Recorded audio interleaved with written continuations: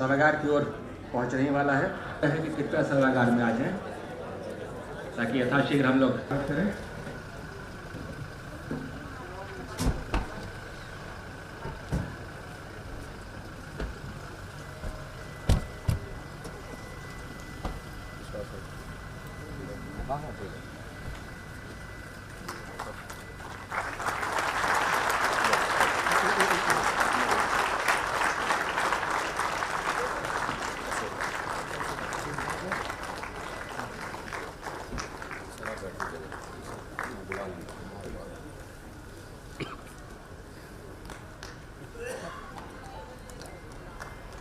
Welcome से happy new year.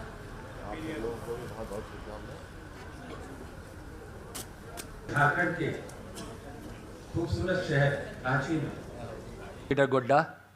आपसे आग्रह है कि मंच पे आए। आपसे आग्रह करता हूं कि आप मंच पर आए, अपनी बात रखें। थोड़ा आप सभी का आज के इस संवाद में उपस्थित होने के लिए और हमारे इस आग्रह को स्वीकार करने के लिए बहुत बहुत आभार प्रकट करते हुए आप सब लोगों को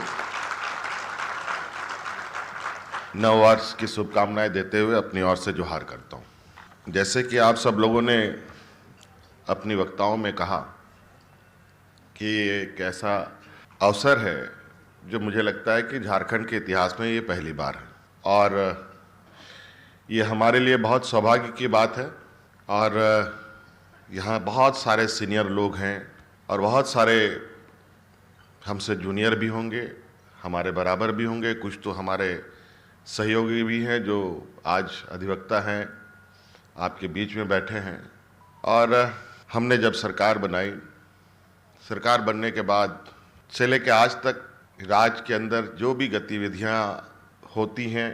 चाहे राजनीतिक गतिविधियां हो, प्रशासनिक गतिविधियां हो, न्यायिक गतिविधियां हो, उन सभी चीज़ों को आप सब लोग बहुत बखूबी से देखते भी हैं, समझते भी हैं। आप लोग ऐसे कहा जा सकता है कि आप लोग लोकतंत्र के चौथे स्तंभ के पिलर्स हैं। आप इन सभी चीज़ों को आपके नज़रों से राज्य की गतिविधियां गुजरती हैं। कोरोना जैसे वैश्विक महामारी और उसके साथ सरकार की गतिविधियां, सरकार चलाने वालों की जिम्मेवारियां, इन सब चीज़ों का आप लोग आकलन भी करते हैं। मैं जब राजनीतिक वातावरण को जब पूरी तरीके से इसमें हम लोग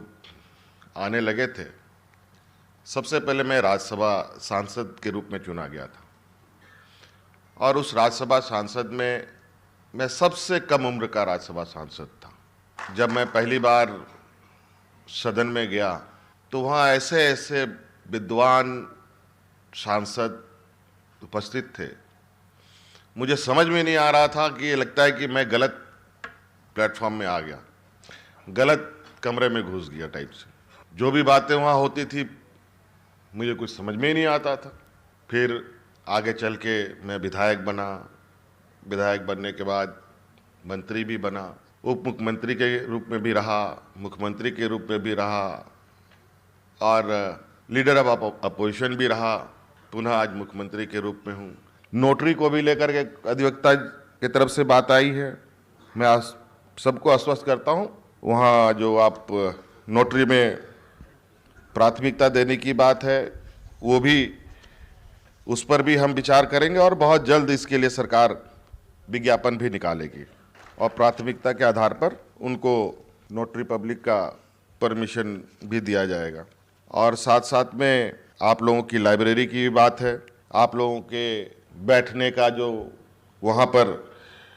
न्यायालयों में है, बहुत आप सब लोग अलग अलग तरीके से बातें रखेंगे तो बड़ा अजीब तरीके की चीज़ें आ जाएंगी। इसका एक स्टैंडर्ड मापदंड के साथ आने वाला समय में एक योजनाबद्ध तरीके से हर न्यायालय में वकीलों के लिए और महिला वकीलों के लिए बैठने की व्यवस्था, शौचालय की व्यवस्था, लाइब्रेरी की व्यवस्था, बिजली की व्यवस्था, सुसज्जित एक व्यवस्था हम लोग आप लोगों के लिए करने के लिए हम लोगों ने सोच रखा है। और आज के दिन में जिस तरीके से देश के राज्यों के विभिन्न हाई कोर्टों के कोर्ट में नए नए जो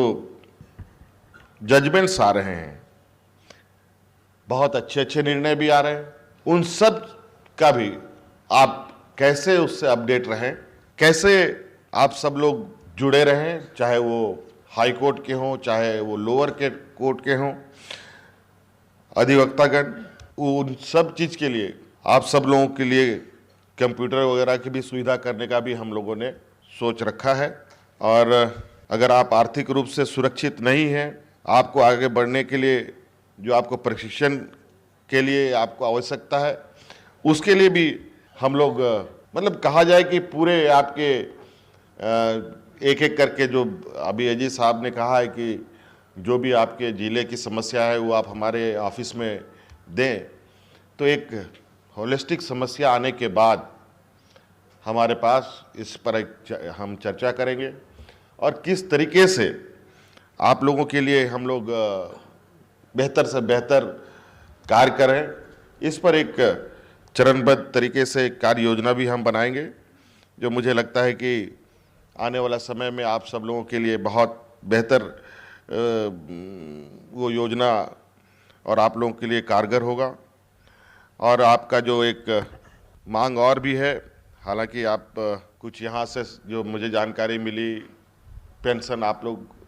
जो रिटायर्ड हो जाते हैं, 65 साल के अधिक लोग हो जाते हैं, उनको आप लोग देते हैं, उसी तरीके के कुछ बीमा वगैरह की भी बात है। तो मैं कहना चाहूँगा कि आप सभी अधिवक्ताओं के लिए दुर्घटना बीमा, स्वास्थ्य बीमा की योजना लेकर हम बहुत जल्दी आएंगे, जिसमें आप और आपके परिवार सभी लोग प्रतिवर्ष 5 लाख रुपए तक की राशि खर्च करने की आपको ये मिलेगी। और दुर्घटना के भी स्थिति में, हालांकि अभी तक तो हम लोग कुछ लोगों को ऐसे दुर्घटना ये पर आपदा ये के माध्यम से देते ही हैं, लेकिन इस संदर्भ में अभी तक मैं जो हो सकता है कल इस पर और चर्चा करते हुए कुछ और रास्ता निकले, तो फिलहाल मैं आपको यह आश्वस्त करना चाहूँगा कि दुर्घटना की स्थिति में 5 लाख तक की सहायता राशि निश्चित रूप से सरकार आपको दे, इस पर हम लोग काम करेंगे। और जो मुझे बताया गया है यहाँ पर अधिवक्ता संघ कल्याण कोष से 65-60 से अधिक उम्र वाले को जो रिटायर हो जाते हैं उनको पेंशन दी जाती है। मैं इस मंच से घोषणा करना चाहूँगा कि जितनी पेंशन की राशि वेलफेयर ट्रस्ट के द्वारा प्रदान की जाती है, उसी के बराबर की राशि सरकार भी उस कोष में योगदान स्वरूप देने का काम करेगी। और